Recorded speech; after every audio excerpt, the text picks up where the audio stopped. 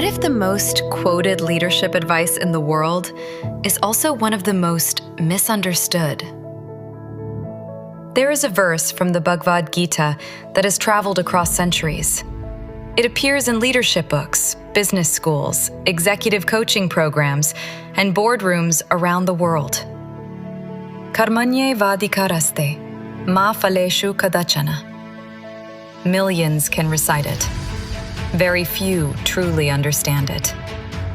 Because the moment most people hear this verse, they arrive at one dangerous conclusion. If I shouldn't focus on results, why should I work at all? But what if Krishna was saying something far deeper? What if this single verse could help leaders handle uncertainty, help professionals escape burnout, help entrepreneurs navigate failure, and help all of us find peace in a world obsessed with outcomes? Welcome to Battlefield to Boardroom, a new conversation series where timeless wisdom from the Bhagavad Gita meets the realities of modern leadership, business, performance, and personal growth. Joining this journey are two guides from very different worlds. First, Ankur Pancholi, a business leader with over 2 decades of experience in industrial automation, technology, and enterprise leadership, who has spent years exploring how the Bhagavad Gita can help leaders navigate pressure, decisions, ambition, and inner conflict in the modern world. And alongside him is Pankaj Singh, leadership mentor, mindfulness practitioner, keynote speaker, and creator of the Seamline Method, helping leaders build resilience, emotional mastery, and conscious leadership in times of rapid change. Together, they explore a question that sits at the heart of every battlefield and every boardroom. This is Battlefield to Boardroom, Episode 1, The Art of Action, Mastering Karma Without Chains. Let's begin.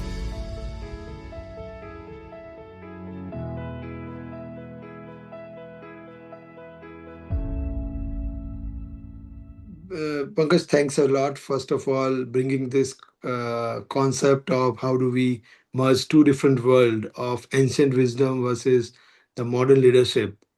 And first verse, which I wanted to talk about today, but before I unpack and recite that verse, one of the things which I have always surprised to see that this verse is most popular. Kind of like for me, it is an leadership mantra. But it is, I would say that most of the time it is not well understood, or I would say misunderstood verse. So the verse is Karmaneva dhikaraste ma phaleshu kadachana ma karma phalhe turbur mate sangosta karmani. The literal meaning of this verse is like you have a right to only perform your prescribed duties, never to the fruit of your actions. And let not those fruit of action be your motive, nor let your attachment be to inaction. Now, if you look at there are 4 rules or 4 principle has been talked about in this verse. First, Krishna is telling that you have a right only to perform your duty. Now, if you look at practically as well, what do we have a control on? We have a control only on the current moment, what is right now. Most of the time, people work on something which they want to achieve for the goal, for outcome, for result, for the fruit. But we don't have control. We don't know what will happen tomorrow, but we know what is today. And that's what Krishna is trying to say, that you have a right to perform only on your duty and not to the fruits, because results are not your personal property. See, many point of time, we feel that I have contributed and I have right to perform, a right to get result out of it, and those results should be belong to me. The outcome should go with me. But we don't realize that practically, even when I go to office every day, there are a lot of people behind me in my family are contributing and letting me go office on time by supporting me on multiple things. I can't say that I have earned the money. Those money belongs to me. It is belong to the people around me, my team, my family, a lot of people around us, and that's what they are trying. Krishna is trying to say that the results are not belonging to you. It is not your personal property. The third thing he is saying is that do not let the fruits be your motive. Now, another thing which this verse is trying to say that if you work only for the outcome, you will live in a cycle of anxiety and disappointment. Because when you perform and when you keep on focusing on outcome, number one, what I have personally understood is that your skills are just limited to the outcome. You will not perform to your full potential. The other thing is, every time you are looking at the goal, you are anxious. When will I reach to that milestone? When will I reach to that goal? And if you don't reach, there will be a disappointment. Okay, so that is the third point he is trying to say. And the fourth thing, which is the mostly misunderstood. So if Dhumsa have understood or learned this verse, Mhm. the literal translation they have told me that you have to do a duty, but don't clinch to the fruits. And immediately they will say that why should I work then if results are not belonging to me? And that's where Krishna closed that loop. That do not let the attachment to be an inaction. So if you are living the attachment, that doesn't mean that you will not act. Don't misuse this teaching as an excuse to avoid responsibility. You still have to act, you still have to perform. Only one thing is trying to say that do not get attached to the outcome. And ultimately, when you execute this, what you are doing, you are giving your pride of doership even while you are working.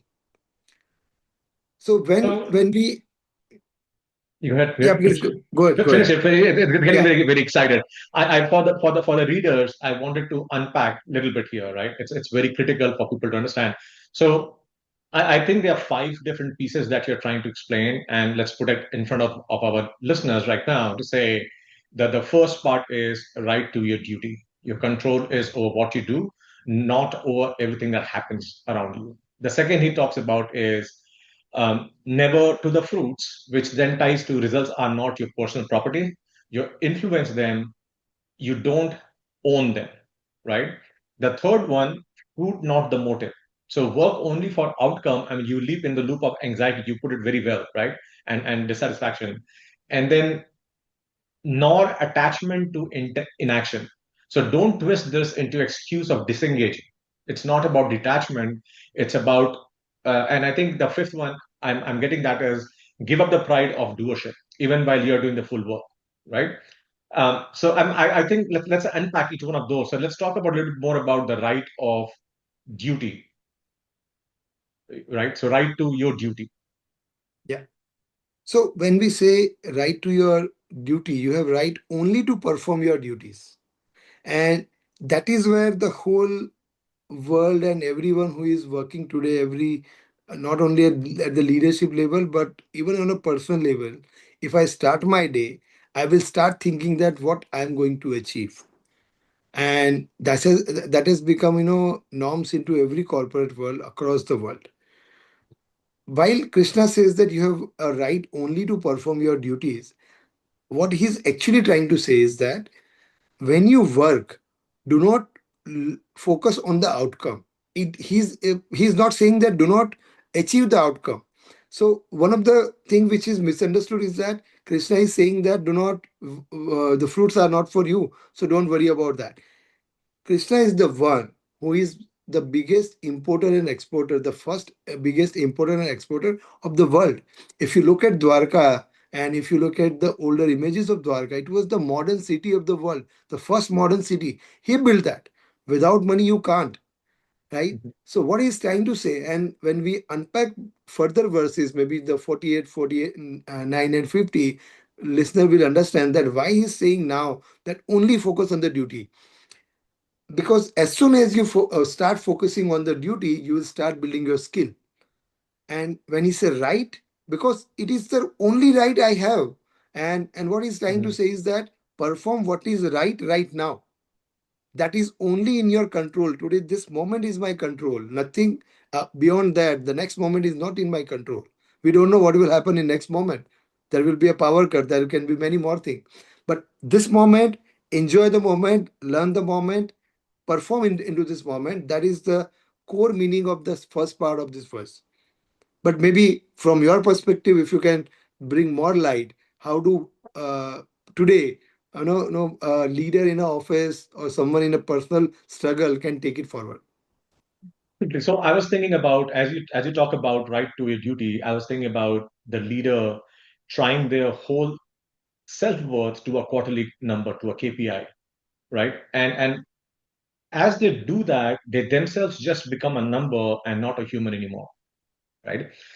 So a couple of things I always say is, there's another way of thinking about it. Life is nothing but a infinite sequence of experiments that we do. Why experiment? Because experiment is an action and there's a result. That's an experiment, right? Experiment is thing that you don't know. But the problem with humanity, especially in today's age, is even before taking that action, even before doing something, we create a presumption of a result. We presume a result, right? Now, not only that, we presume it's very important. I always say in management meetings that having goal is very important. Having targets are very important. Growing that way is very important. The problem is we have not done the action or activity, and we have got emotionally attached to the result that we thought it is. Right now, when I'm doing the work, I'm not present there. I'm not feeling. I'm not experiencing the experiment itself. And then when the result comes in, I'm stuck because I was emotionally attached to that, right? So this is a phenomena that in a lot of leadership, you will see that even if the results are bad, they will not change and double down on that, right? Instead of Right. changing, you double down on that. But the whole essence of experiment is you did an activity, you got a result. If you like the result, you continue doing it. If not, you change and do something different, right? So Correct. another good example is, a product launch that flopped despite flawless effort, right? So how do you separate the quality of the work from the result of the work, right? The result of the product launching and flopping are two very different things. Right. Right. So how do you untangle those two things from each other? Right. And then you don't have a control on the market change. You have created a product. You have a quality. You have control on the quality. You have control on the customer experience, but you don't have a Hmm. control on the market. If market changes, what will happen? But if you're focused on the quality, that is what in your control. So when you uh, depend entirely on sales numbers, you have given your happiness to something you can't control. So the other aspect that I also think about, Ankur, is, when we talk about the witness, right? You have to become the witness of. So that's the practical skill underneath the whole verse, right? You learn to do the work and simultaneously watch the anxiety rise without becoming it, right? So anxiety is where you are the sky. You're not getting rid of the nerves before the big meeting. You're learning to watch them from one step back so they don't drive you. You drive the meeting. The meeting is not driving you, right? Right. So and what people don't understand is detachment is not indifference. That's another big piece. When we Right. say that, okay, don't worry about result, we are not saying become indifferent, right? We are saying detached. That's a very the misunderstanding head on, because every leader hears detach from outcome and thinks stop caring. No, it is about putting full effort, put open hands, right? And this is the exact point where performance and peace stop fighting each other, right? You can be ambitious and unburdened at the same time, right? So my Right. question my question to leaders today is, how many times do you actually operate from that detachment of emotions and looking at the practical work that you're doing? right? So Correct. that's a big one for me. Yeah. And another perspective, if make it more simple to understand, if a student, if he just focus on the grade, she'll be always into panic. Yeah. And when question doesn't match her expectation, she'll be always anxious. But if she's studying just to learn deeply, the grade will Mhm. become byproduct. So that's what detachment is not about that you don't set a goal. You set a goal. If you don't set a goal, you will not move. But when you start moving towards the goal, don't keep on looking at that goal again and again. That where I am every day, you don't no need to look at. Just start moving, and once you start moving, focus on your movement, focus on your action, focus on your study, focus on your production. Ultimately, you are going to deliver a good product, and the outcome will be definitely is going to be much better than what you have set as a goal. Again, going back to the fourth one, which is not let your attachment to inaction. A very classical example I see with micromanagers, right? Yeah. So detachment does not make you lazy, right? So if you think about micromanagers, they look hyper engaged, right? But underneath, they simply cannot release the outcome. And because they don't want to release the outcome, they grip every detail in every person, right? Yeah. So the distinction is the responsibility is yours, but control is only an illusion. You can be fully responsible for the work and still let go the white knuckle grip on every piece that turns up. Right. And that's where the fourth part of this verse is that when a lazy part of any human being or any mind listen that, don't be attached to the result, then he will say that perfectly.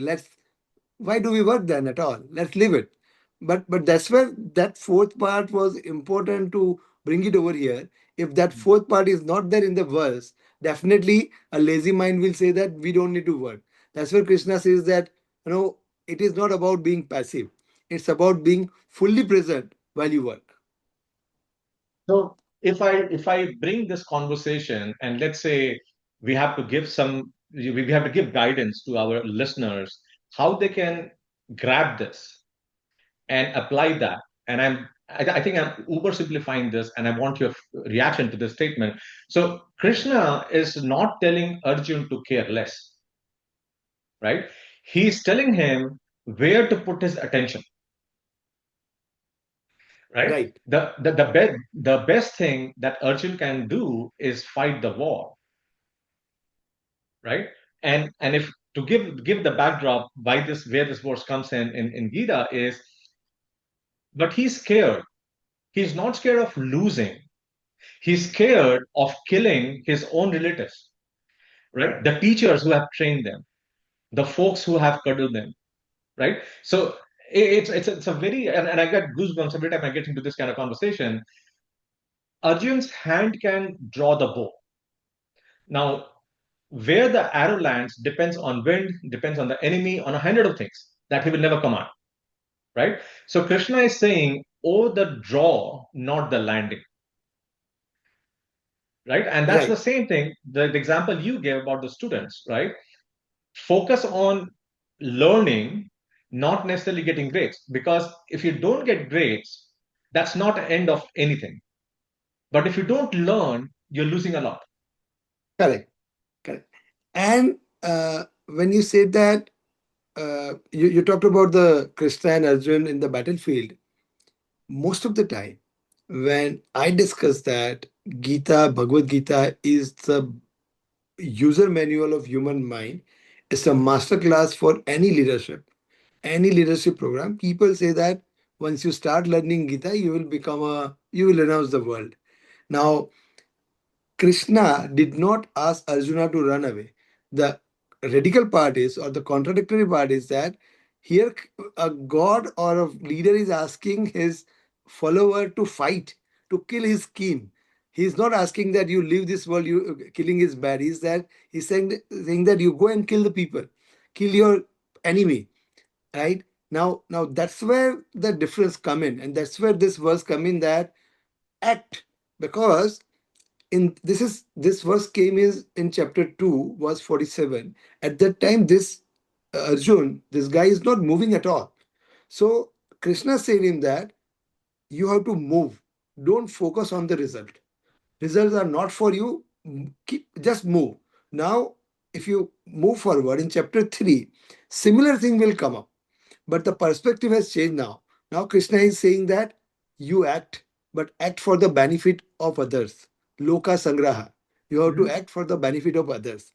Now, when fifth chapter come in, he said that Arjun, you act, but now you are acting for the purification of your mind. Now, if you think about that, why did Krishna not say that you have to act for your purification of your mind in chapter 2? Because Arjun was not mature enough. His mind was not mature enough. So, currently, the situation is that you just move, start acting. Once you start acting, the things will keep going. I keep on telling people multiple times that the people who are not moving or not taking decision, you need to move your car from the garage. Don't wait that every traffic light will be green. Right, right. Right, So, go to the so signal. If it is right, red, take a right. left turn, take a right turn, will decide that time. Please move your car. And that is what Krishna is saying. Don't worry about that, Exactly. the signals will be green. Right, the signal might be red, but you just move out of the garage, you will figure out what will happen. So the other aspect of this verse also is, um, if the only reason you act is reward, right? Then your entire inner state is hostage to something outside of you, right? So what I'm saying is, when you win, you're briefly in a high state. When you lose, you are in a crush state, and in between, you are anxious, right? Because you have outsourced your peace to a result that hasn't even happened yet, right? Right. So if only the work matters, when it pays off, you will spend your whole life in waiting room of your own mind, right? And, Right. and, and, and that is why I see this verse most direct line to burnout. And it's very natural to see those managers or leaders burn out, because I give this example all the time, right? You can plant the seed, water it, and guard it, but you cannot manufacture rain, Right. right? Right. So, Right. so if you start now commanding that you were responsible for the rain itself, then again, that's the stupidity that we have in today's common understanding. And one perspective or one part of this verse, which is also misunderstood multiple times, that I am my result. And that's what Krishna clearly says, that you are not your result. You don't have control on the result. And one of the metaphor which I use for my learning is flute, because flute, I remember Krishna is always carrying a flute. Mm, mm. What Krishna is trying to say here is that I am not the music. The music has came from the flute. I am the flute. So I don't own the music, but it is happening through me, not by me. Right. Yeah, Once yeah, we yeah. start thinking that perspective, that every action is happening through us, not by us. There are a lot of people, as I said earlier, are helping us to act, to move, to speak, to talk, right? Without the support of the ecosystem, we can't survive. Even tomorrow morning, if sun will not rise after 8 minutes, we will struggle to live. So I try to take it. I try to take it and connect back to mindful leadership and the way you and I got together, right? So if you think about, how does mindfulness help you, right? And Yeah. there are three simple steps that we always say in mindfulness. First and foremost, you have to become the observer. So just take few deep breaths and focus on your prefrontal cortex. In 3 to 4 breaths, you start getting that presence moment with you, right? Observe the emotions that is coming in your body and where it is, and name it. Become the observer and name that particular emotion and move on. And one thing I always share with my leadership coaching classes, that no matter who you are, no matter who you are. When you get in a meeting, and try this, and your productivity will double almost immediately. When you are in a meeting, three simple things. I don't want you to write a whole paragraph or anything. Three simple things.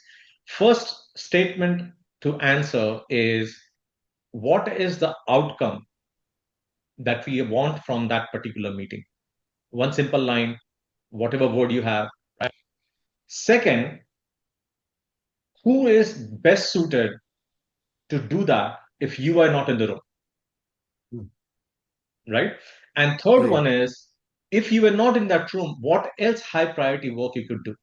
Think about it. What this three triangulation of these three questions does is, it makes the work tangible, the outcome tangible, right? Then it tells you people who don't need to be in the room. And that's a very common practice, that the moment there is a meeting, everybody wants to jump in every meeting, right? Everybody wants to, be called in every meeting. But how are you prioritizing a resource of your organization? Right? Right. So again, I keep going back to that, and we'll get into that quick seconds of stillness that people can have.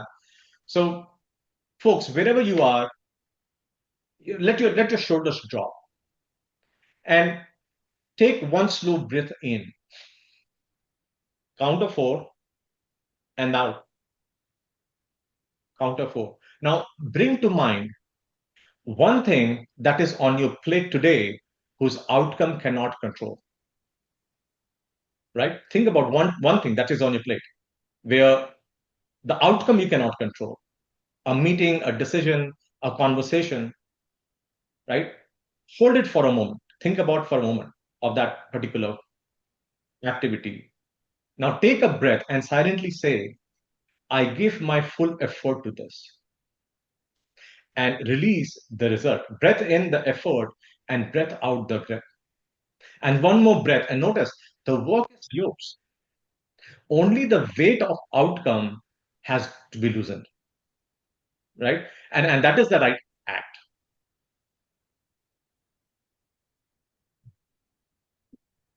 Correct. And if you are not able to bring that awareness into you, it is very difficult to understand how you can become a witness. And whole Bhagavad Gita is not asking you to remember every verse. They are not asking you to remember everything what we have discussed today. Every time when you go there, or every situation, try to become witness. Try to get in self-aware about who you are. Once you start, that is the only first step. Like you said, that's the only first step someone can have to start self-realization, because self awareness is, for an example, someone will say that I am angry now. That's a self awareness. That's right, that's the first step. But self realization is, like you explained, become witness. I am getting angry now, or Ankur is getting angry now, and I have isolated myself from this role. And as soon as I isolate, the anger will go immediately from that moment. And the perspective of those meeting, those activity, those actions will get changed. So before we close, one quick question. So, is it fair to this last explanation that you gave? Is it fair to say, before anyone starts the hardest task of the day, right? And if they can name the effort that they control and name the effort that they don't control, right? And then consciously set the outcome down. So the question for listeners will be, where in your life are you paying the price of the fruit before you have even done the work? Right. Okay. Right. And the last point you said, that identify where do you have a control and where you don't have a control. And Bhagavad Gita starts with that, what is temporary and what is permanent. Oh, Similar way, where do you have a control and where you don't have a control. And eventually if you start bringing that awareness into yourself, you will start understanding that we have control only in this moment. That's it. We don't have a control even in the next moment. And once someone reach there, the outcome will be the most amazing outcome someone has never imagined where you are.